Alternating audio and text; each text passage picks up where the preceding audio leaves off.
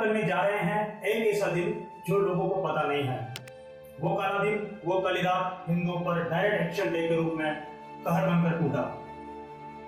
अनगिनत हिंदुओं, बच्चे, बूढ़े, जवान और महिलाओं के साथ अत्याचार किया गया, उन्हें मौत के घाट उतार दिया गया।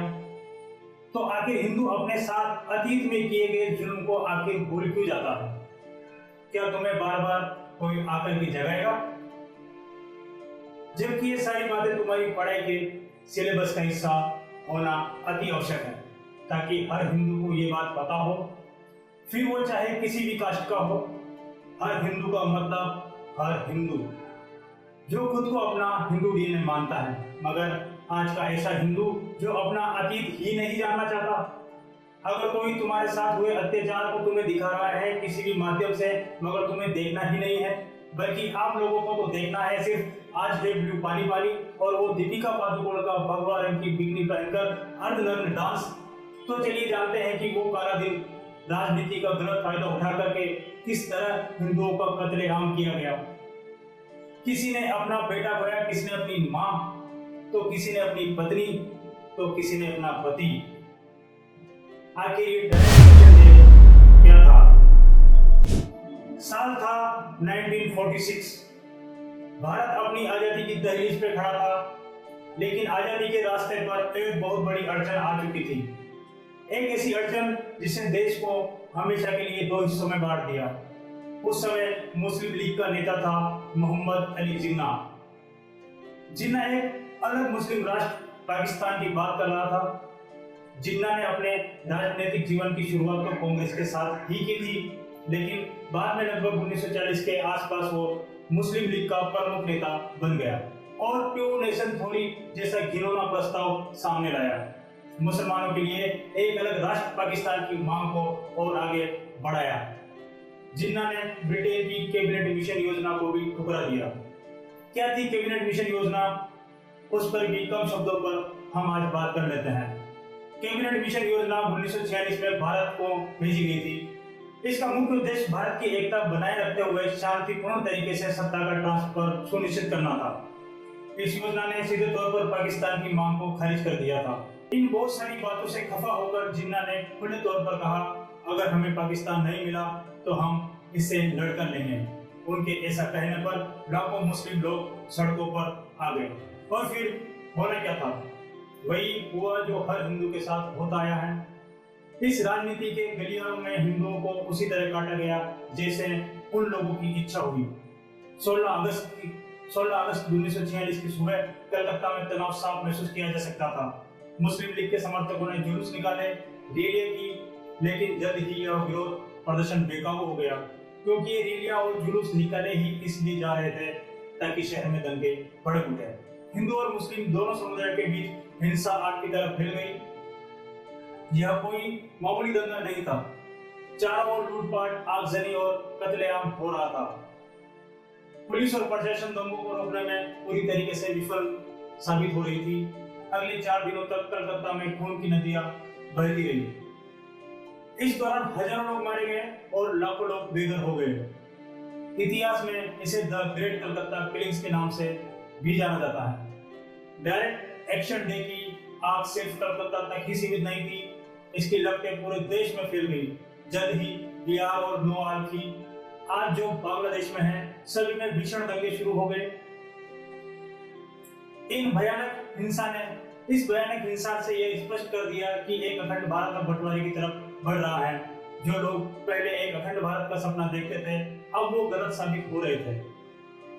इतिहासकारों के लिए इस हिंसा में मरने वालों की संख्या बताना बिल्कुल मुश्किल है, क्योंकि उस समय के सरकारी आंकड़े अधूरे थे और बहुत सारी मौतें दर्ज ही नहीं हो पाई।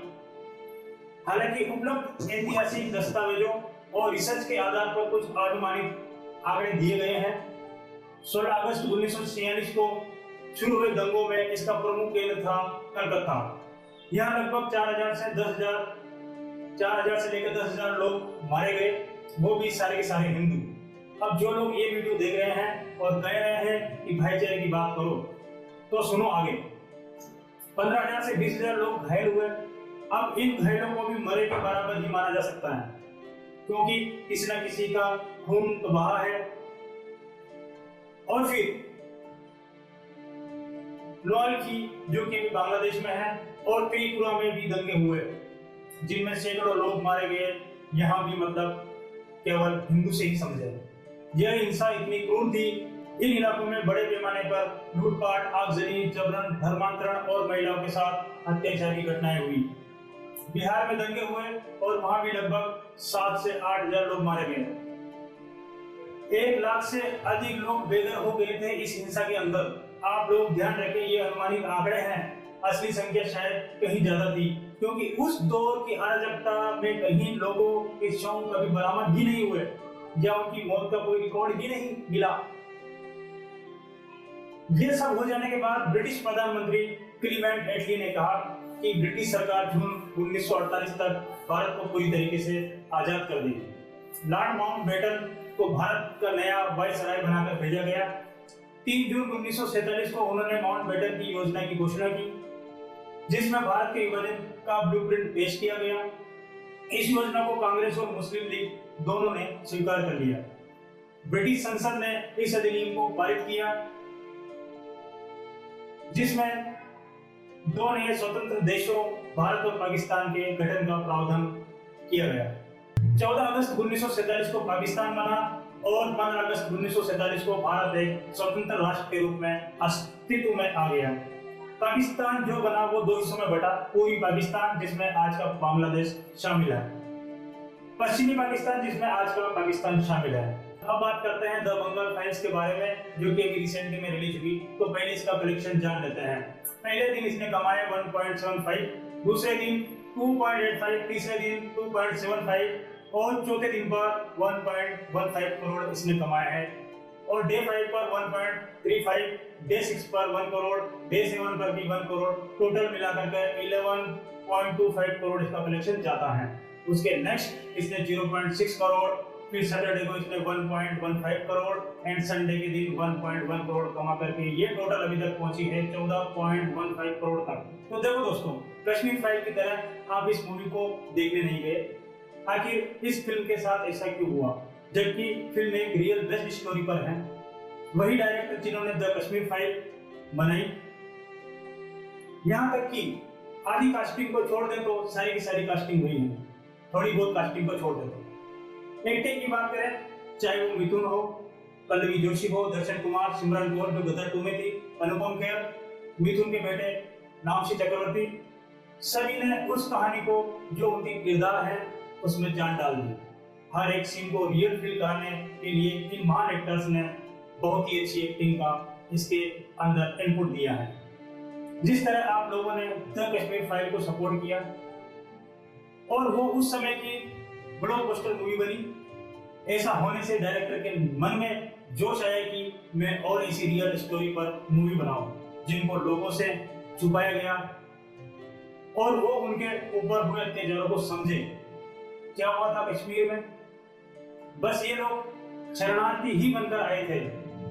अब जाकर देख लो वहां कहां है पंडित, वहां तो सब यही लोग हैं। द बंगाल फाइल्स जब आप देखोगे तो जानोगे कि क्या तुम लोगों ने खोया और क्या तुम लोगों के पास रह गया। बच्चों को शिक्षा देना भी जरूरी है, मगर उनसे ज्यादा जरूरी है उन्हें ये भी बताना चाहिए कि उनके पूर्वजों के साथ क्या हुआ और अब आने वाले टाइम में क्या हुआ। दोस्तों, जगना या न जगना आपका अपना काम है, हम तो बस आपको सचेत कर सकते हैं। अगर आपको ये वीडियो कैसा लगा कमेंट सेक्शन में जाकर के जरूर बताएं। मिलते हैं अगले वीडियो में। जय हिंद साथी।